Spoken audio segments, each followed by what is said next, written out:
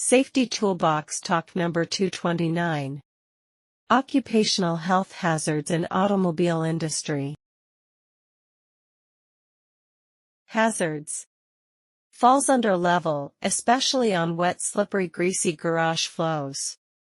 Injuries caused by rotating parts of the machine tools. Burns due to contact with hot surfaces, exhaust pipes or hot MERT chemicals. Falls from ladders, stairs, elevator platforms, and wet platform, etc. Injuries as a result of being caught in B/N moving and stationary objects.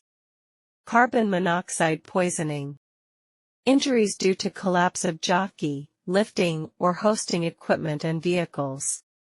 Fires and explosions of spilled or leaked flammable or explosion substances.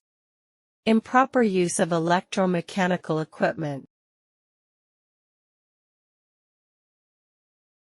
Thank you.